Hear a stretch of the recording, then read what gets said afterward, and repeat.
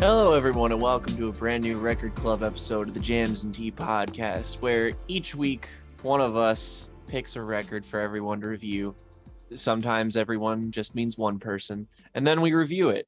And this week, Ryley and we're going to be talking about the third, actually, album by the Flaming Lips that we've covered on this channel, technically speaking. Back in the day, we reviewed their eternal classic, Yoshimi Battles the Pink Robots, and we covered their newest release. Is it their newest release? Did they come out with an album since then, or was it their last one? I think American Head? American Head is their most recent, fully fledged studio record. Yeah. So today we are here to cover I think this is what I think that you have the affinity for it that I do, but I think that we would both declare as an underrated classic in our eyes. I know our friend Zach shares the affinity for this record, but we're talking about their album, The Terror, 2013's The Terror.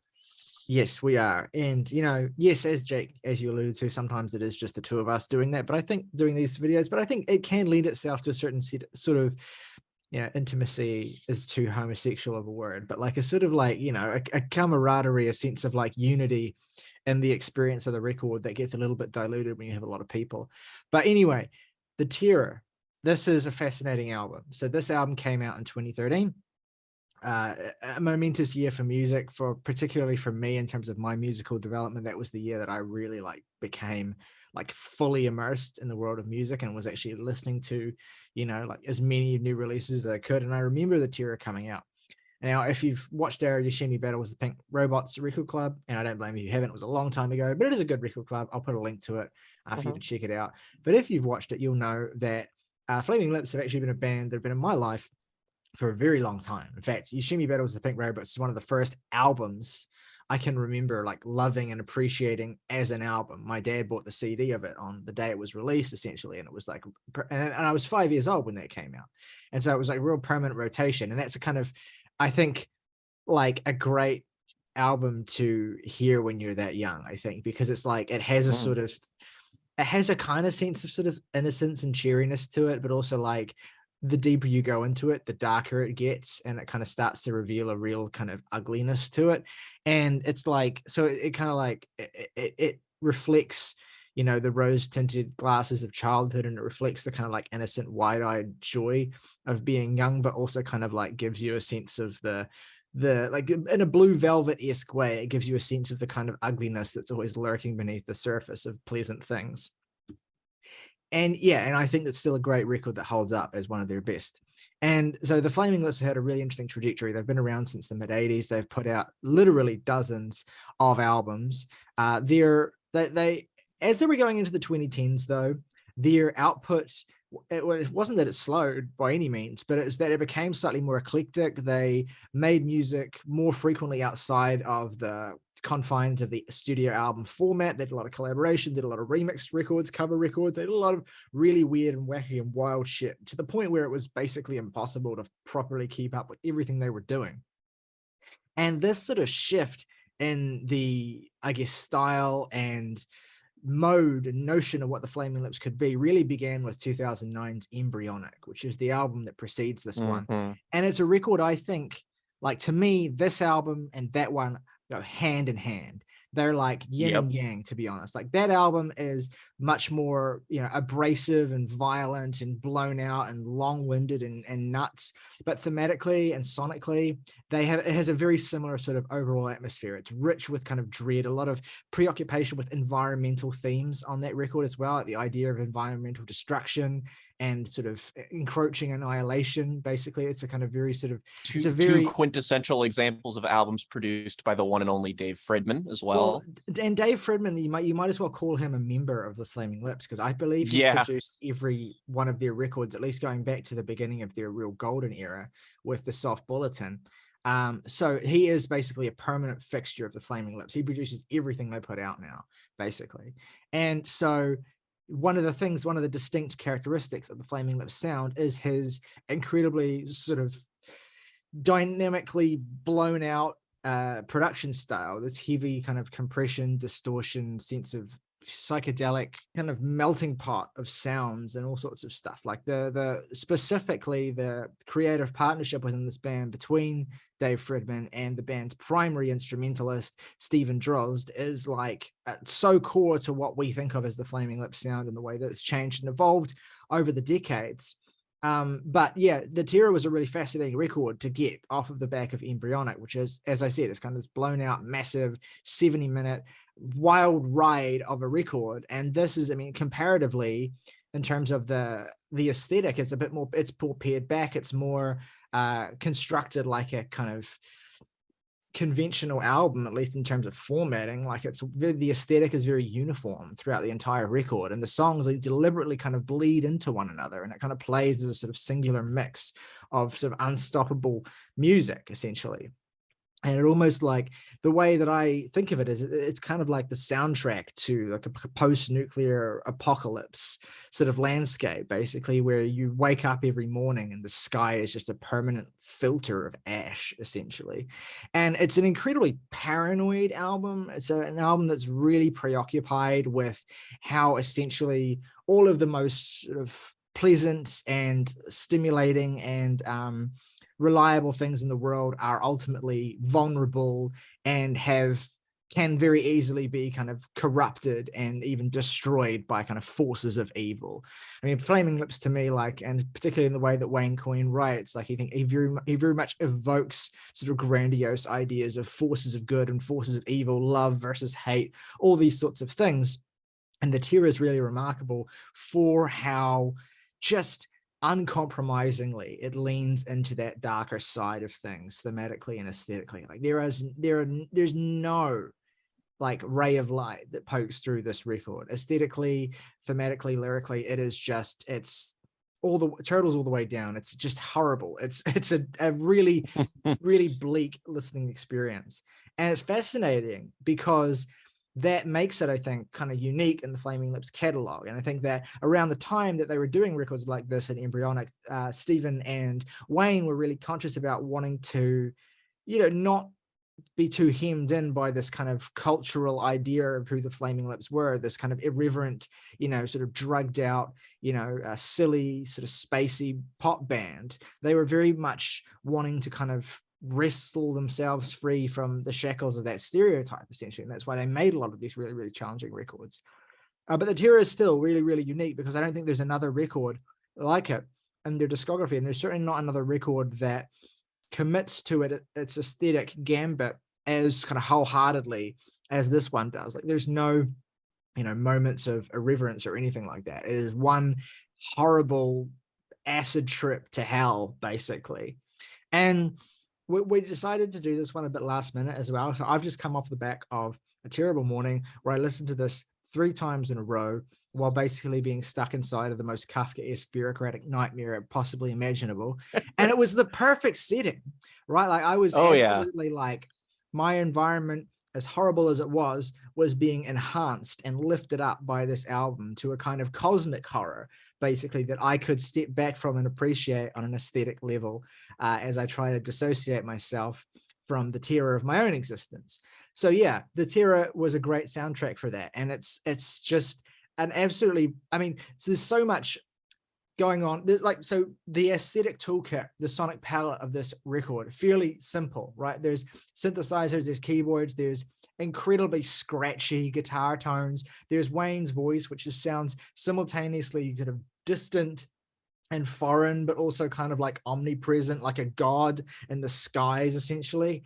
It's a record that, I mean, it's very easy to just kind of pick apart all the sonic details of it. And maybe, for all I know, maybe that's what we'll do. But I think also equally powerful and equally as meaningful as just sort of talking about what sounds you hear when you listen to this is to talk about how it makes you feel. So, Jake, I know this is a record that you have a really strong affinity for. I believe it's your favorite Flaming Lips album.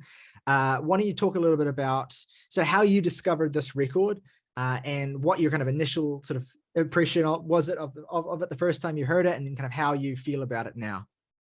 Well, I listened to this when I first started listening to the Flaming Lips, which was right after we started the podcast. So you can actually hear me at the start of our show kind of mention some of the records that I got into, like records like the Soft Bulletin, At War with the Mystics, and Yoshimi, of course, the eternal classic.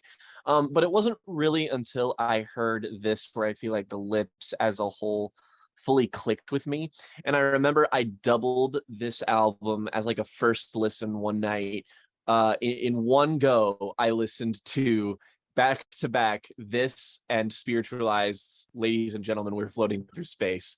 So basically, I just absolutely pulverized my brain that evening.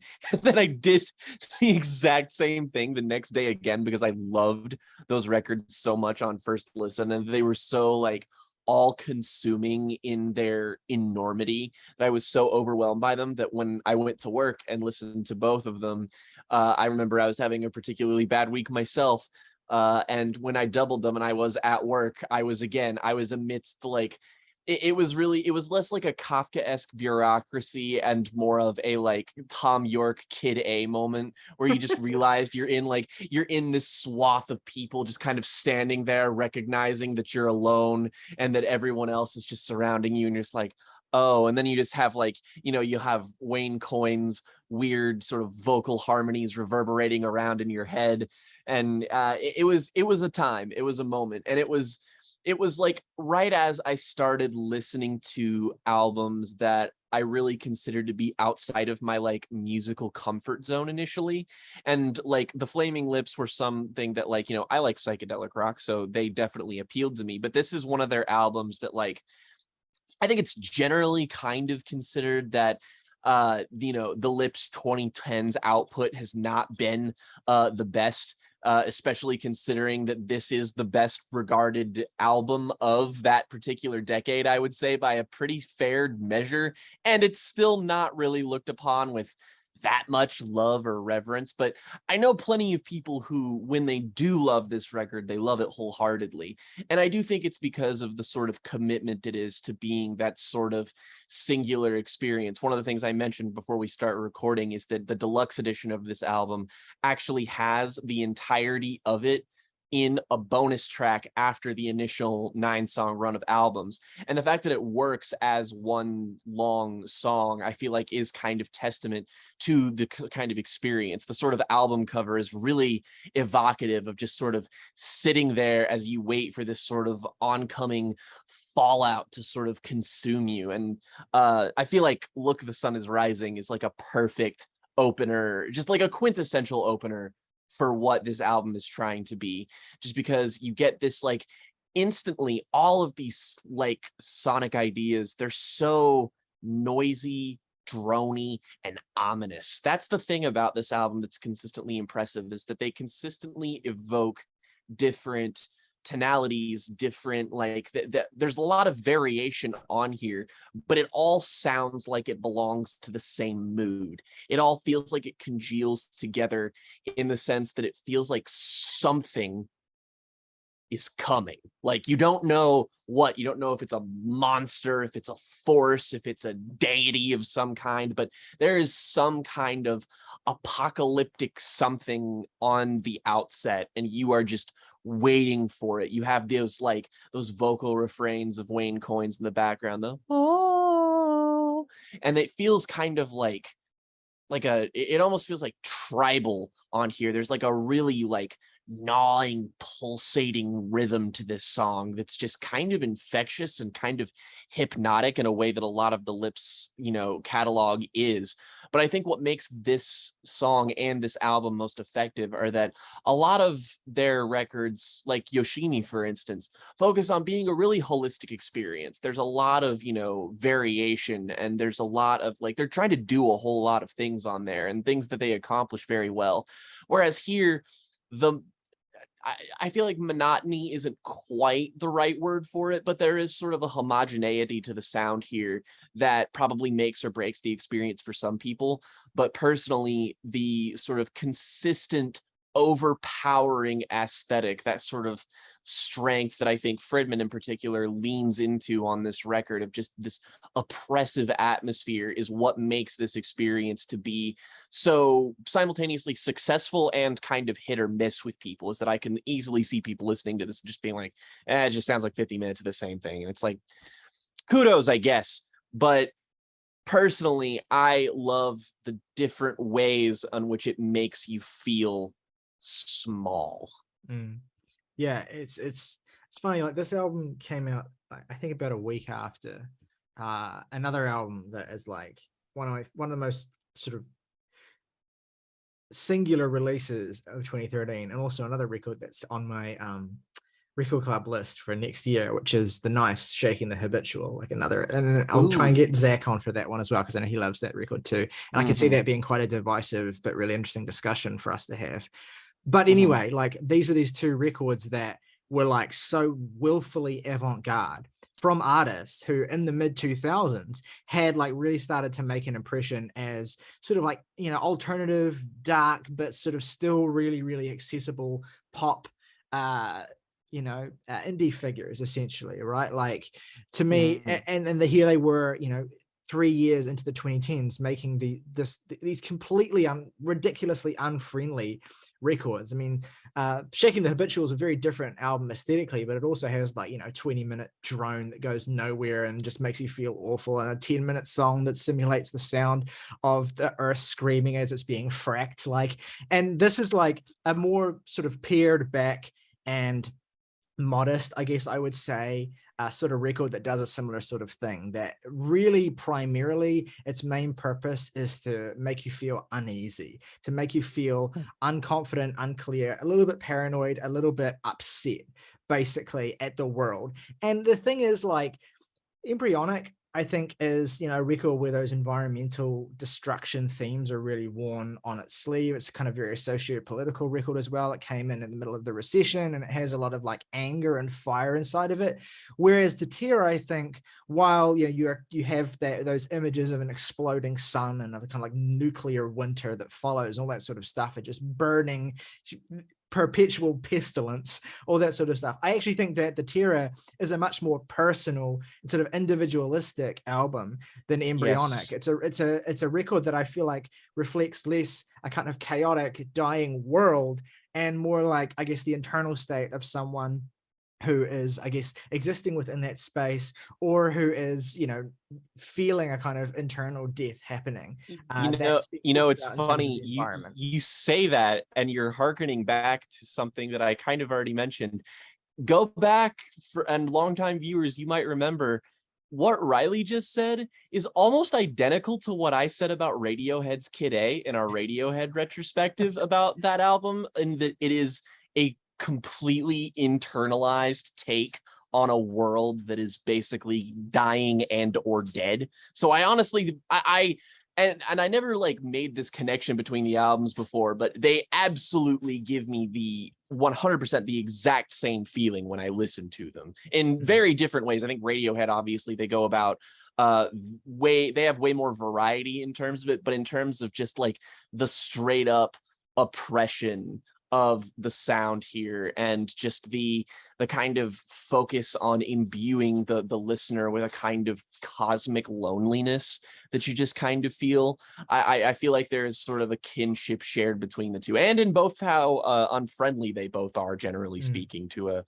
normal audience, a normal listening audience. Yeah, like Wayne almost seems to have like a single-minded focus from the outset of this record on making you feel lonely. Like in the first song's lyrics, like, love is always something you should fear. When you really listen, fear is all you hear. Like, and then in the second song, he has lines like, did God make pain so we can know the high that nothing is? This is look, I feel like it's just because Wayne Coyne has a very goofy voice, and rest assured he does. But I really do think he is a great writer, like a great songwriter. Completely agree. Not just because I feel like he's successful in endeavors like The Terror, but throughout the Lips catalog, they have a lot of different records that have, even though sonically, I wouldn't say there's like a lot of variation between them, but they try to do and accomplish a whole lot of very different things. And it's mostly through that. And like even his like lyrical delivery and vocals don't really change that much from album to album.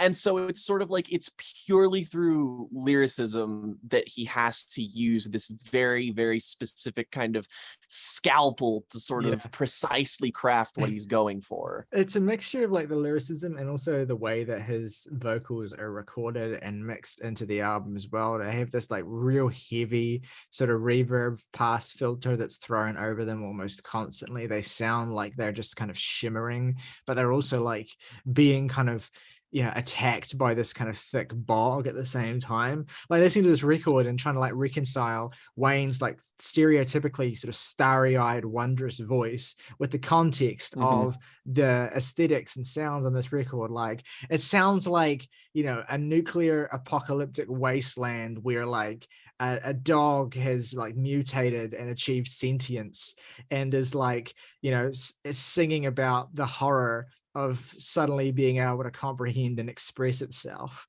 That's it's like hearing like what like a children's like toy would sound like after nuclear annihilation. It's funny, they actually play with a kind of distinct sort of like degraded sort of artificiality, sort of a degraded chintziness in their sound that really reminds me of I'm shocked I never made this comparison up until now, but like, especially on my most recent re-listen of this the other night, which let me tell you, it hits real different when you're walking around a place that's just like filled with like brands and shit. It does something to your brain. But this actually really reminds me of the music of Boards of Canada. Not exactly in like, how it sounds, but like I'd say that there's almost a one-to-one analog for enjoyment of this album and enjoyment of GeoGaddy. There's a lot of similarities between the ways these albums sound, the way they're constructed, their themes in terms of both the environment and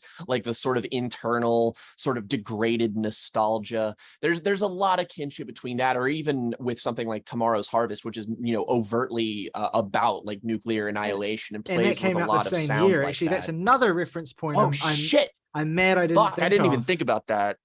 They're both Oh, 2013 albums that like, heavily evoke this thick post-apocalyptic atmosphere. Damn. So it was something that it was really in the air for these bands. Yeah, I mean, Jesus Christ, it's like fucking like, am I missing like a major historical event? Like what was the JFK and Castro of 2013? What was in the air, man? Jesus Christ. I don't know. I guess it was just kind of like suspended post-recession, like dread. It's almost as though there's like, if you want to really look at it through like a bit of a nerdy sort of socio-political lens, you could say almost like, this is very music writerly, that like the records like these were kind of presaging the horrors of the second half of the 2010s, like a kind of premonition of the terrifying world state that was to come, while we kind of were existing in this place in between where everything was kind of just fine. Well, and nothing feels like crystallized on albums like Tomorrow's Harvest or on The Terror. It just sort of feels like you're in this sort of suspended state of flux where like everything you're afraid and you don't know why. Like that's a good way of putting it. That's kind of why listening to this album is so like, it is really evocative of all these feelings, and it does more often than not make me feel like shit, which is why it's not like an album. Like I've listened to Yoshimi a lot more than I've listened to this, but it is also something that is like, it is a really effective psychedelic experience that just kind of puts you in a sort of in-between headspace that's easy to passively enjoy as well as actively. But there are moments on here where I think there's choices that do kind of stand out. It is kind of a difficult record to talk about individual moments of, just because it is that very consistent sort of wave of sound. But Mhm. I think the moment where it sounds most traditionally like the Flaming Lips, like sounds like something that would be on a little bit more traditional of a record like Yoshimi, or something, is my favorite song on here. At least I think what is my favorite song here. It's tough just because isolating one moment's tough, and I really love the entire record. I But wonder if I you're going to think say my what I favorite think song you're on going to here say. is Try to Explain. Yes, that's it. I knew you were going to Yeah, say that. Try to Explain is the first moment on here where it really feels like they harness something that I feel like is more emotionally complicated than just that sort of weirdness. It's that like there's this rise and like very, traditional kind of almost pop sounding chorus to this, where it's just like there's this very like it's almost inspirational sounding, but like again that sort of degraded sound that this song has in the background, like all of these instruments, like the second you feel like you're done hearing it after that rise happens, it just kind of like ends and subsides, and it almost feels like it's willfully kind of baiting you with that sort of like positive kind of horizon feeling, and then immediately only to just take it away right afterwards. And I find that kind of push and pull that this song has to be really effective. Yeah, I think this is also my favorite song on the record. I think it's one of the most distinct moments. And what really struck me listening to it this morning was that, lyrically and even in a lot of the aesthetic ways, I feel like if you change the instrumental up, and if you add a little bit more propulsion and a bit more of a kind of backbone in there, this would fit right in on Yoshimi. All right, lyrically and Oh yeah. thematically, there's a lot of stuff here that reminds me of songs like Do You Realize, like It's Summertime, All We Have Is Now, Yep. like some of those deep cuts on that record where, Wayne is really kind of reckoning with how little he really understands the emotional state of the people around him and of his own place in the world and all that sort of stuff. And the other thing that sort of makes this song make a lot more sense is when you realize as well that this was written in the aftermath of Wayne separating from his partner of 25 years as well. So this is like That'll do it. mostly implicitly, and this is really the only moment on the album where this kind of like parallel sort of works, but it's kind of a breakup album. Like it's kind of but it's not so much a breakup album in as much as it is like the sort of record you make when you just like are so consumed by like, the impermanence of everything around you, basically, Yeah. or the sense that you'll never be able to like have stability and that'll never last. And it's kind of a record that's written in a kind of manic state when you're just really like at your lowest and you can't get away from those thoughts. I mean, the lyrics here are heartbreaking. Is it wise loving someone? They tell lies, make you think something. I'm not wise. I believe what you tell me. A love that explodes, convulsing your body, you head ecstatically wanting, trapped there, walking away on the bridge to nowhere. Like, Yeah. and then there's that refrain of try to explain why you've changed. I don't think I understand. That constant sense of just complete disorientation and powerlessness, and then almost trying to impose, like force someone outside of you to impose order on it because you don't have the power to do that yourself. It's a really, really affecting song. And just as a long-term Flaming Lips fan, hearing a song like this, which would typically have so much more going on, but it's kind of a ghost of that type of song. It's just so much of what you would expect to hear is stripped away, and you're hearing like the after image of a song. Essentially, it's really affecting and really powerful. And it goes into the other big standout on the record for me, You Lust, really, Oh really yeah. beautifully as well. Like this is like just some of my favorite sound design that Stephen and Dave have ever worked on together. Again, it has that sort of insistent sort of bass part that kind of anchors the first part of the track, but eventually drifts and just sort of starts to get kind of like a virus. It starts to get corroded by these really kind of fucked up synth sounds. Yeah, and then you had that refrain as well, So which is sinister. almost black metal-esque delivery. It's very, very Mm-hmm. threatening.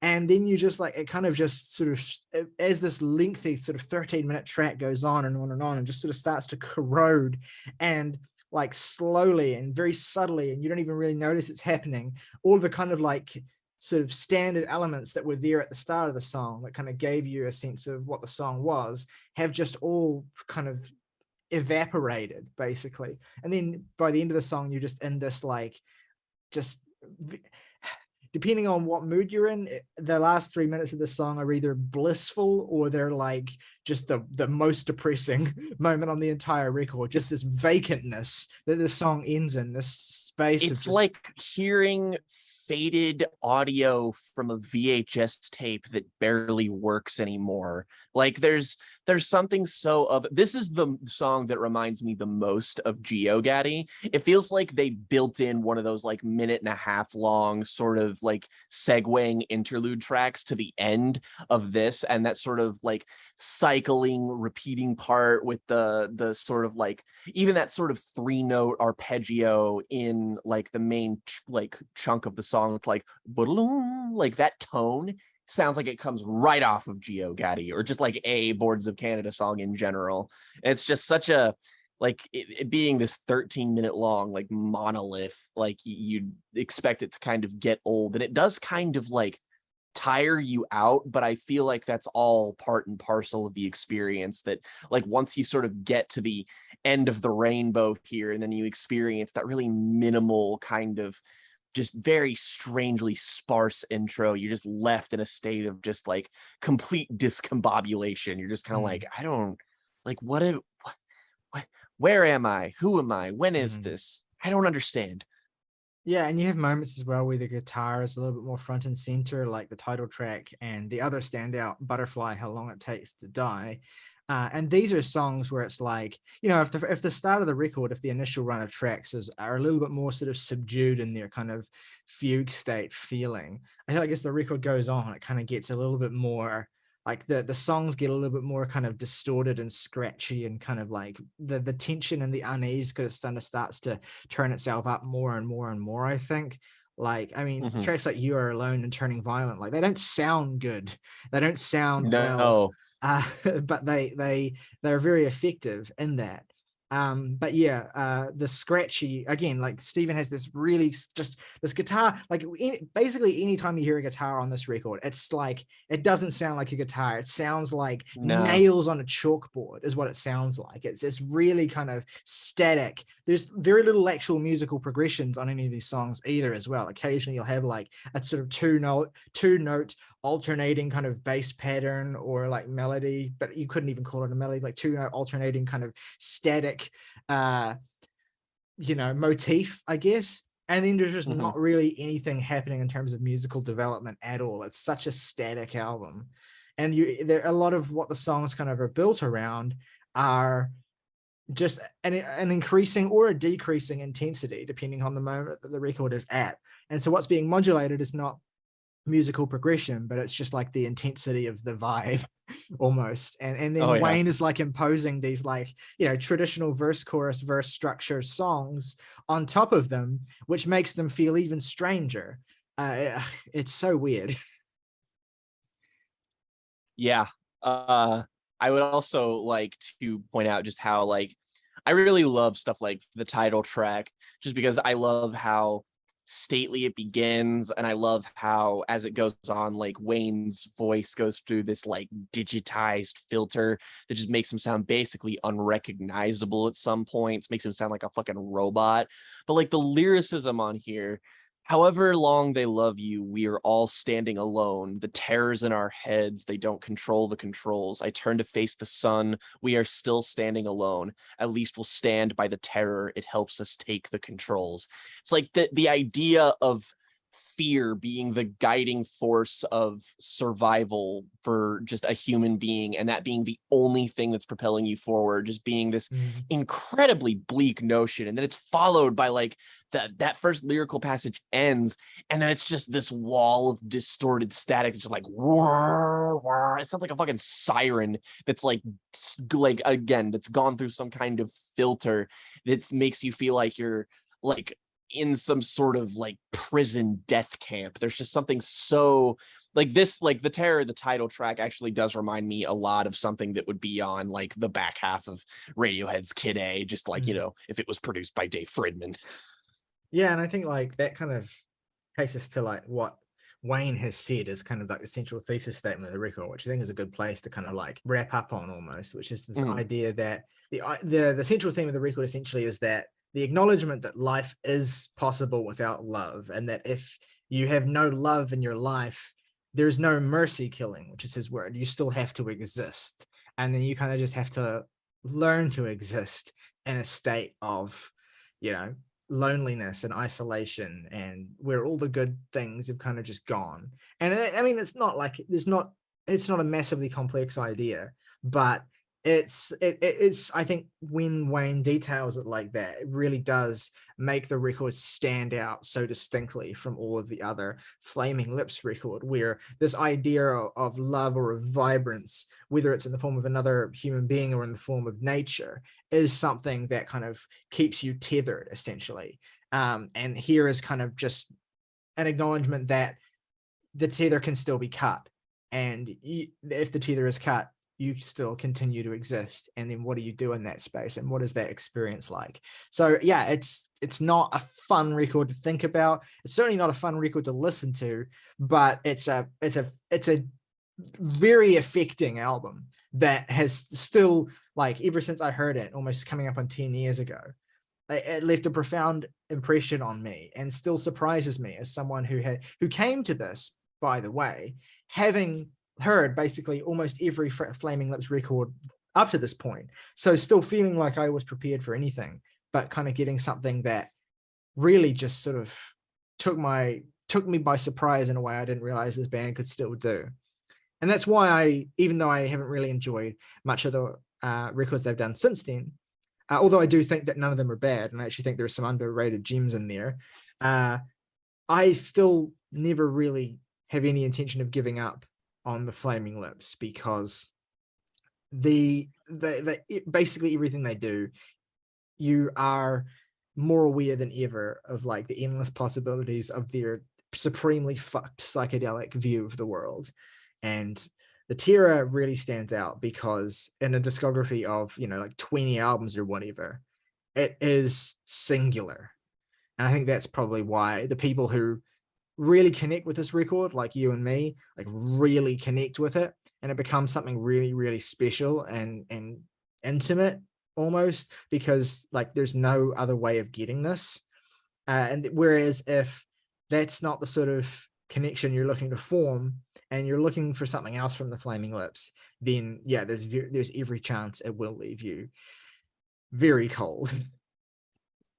Yeah, I think that like this is just, you know, a sort of monument to the fact that the Flaming Lips are too interesting of a band to ever truly give up on. And rest assured, I haven't. I love Flaming Lips, and I love albums from all across their discography, even a lot of the ones that people don't like. And that's one of the things that's so cool about them, is that Flaming Lips are a band that, like, even though a lot of the general consensus on some albums are not particularly favorable, they're a band where I'm adamant that you like have to listen to all of their records, because on the off chance that you could just be one of those people who really fucking likes an album that, you know, like, you know, there's gonna be one or two people that are just like, nah, man, Oxy Melody is my favorite fucking Flaming Lips albums. And it's just like, you know what, man? I see the vision. I get it with you, because my favorite's the fucking Terror, and like nobody's favorite is the Terror. But yeah, it is a very non-traditionally enjoyable record, and I feel like the more I listen to it, the more I kind of reckon with that, and I do still sort of like get the effectiveness of it, but I can just sort of appreciate the kind of liminal state that it creates in the listener, and it remains to be a vital and unique musical experience, not just in the Flaming Lips catalog, but like nothing sounds like the Terror in its entire whole. Like you just can't get this anywhere else, and I think that there is a lot of novelty in that, especially now. Absolutely. All right, favorite tracks and rating. Jake, why don't you go first? Favorite tracks, Try to Explain is definitely up there. I'll probably co-sign and say that like Butterfly, How Long It Takes to Die is probably up there for me as well. That's maybe one of the most traditionally pretty sounding songs on there, and it's still fucked. And I'll say it's not, I guess it's not even like technically a favorite, but I think one of the most effective songs on the album is actually You Are Alone. That song's impact never fails to diminish with me. That is a deeply disturbing piece of music. Every time I hear that, I feel so alienated and disconnected from everything that I have to like take a moment to center myself. So it remains to be the most effective piece on there, in my opinion. Least favorite, nah, I won't give a least favorite because, baby, this is a Jake 10 out of 10 personal canon. I own this bitch on vinyl. I would get it, but I'm lazy. Real talk. My three favorite tracks, as I basically already said, are Try to Explain and You Last and Butterfly, How Long It Takes to Die. What a Wayne Coyne-ass song title. Honestly, for God's sake. Least favorite doesn't exist. I only give it an 8 out of 10. Really great album, which of course real math heads will know gives us an average of 9.0 out of 10 for The Flaming Lips, The Terror. Let us know at home what you think of The Terror, where it slots into your Flaming Lips canon ranking. Is it one of their best records in your estimation? Is it one that hasn't really clicked for you? Or is it somewhere in the middle? Let us know what you think at home, what you think of the concept and sound and ideas of this album, the impression it gives you as well, the experiences you've had with it. We want to know, we want to hear from you in the comments below. If you enjoyed this discussion, please consider giving the video a like and also subscribing as well if you have not already, because those things both help us out heaps. If you want to go above and beyond and support us almost at 1,500, baby. Yeah, we're ticking up there. If you want to go above and beyond and support us even more, for just $1 a month, you can hit the join button, become a member of the Jams and Tea family, or as Wayne Coyne would say, the Jams and Tea family. And that was stupid. And if you want to recommend us a record to listen to, then your recommendation will go to the top of the pile. As always, though, folks, rock over London, rock on Chicago, Holiday Inn, pleasing people all over the world.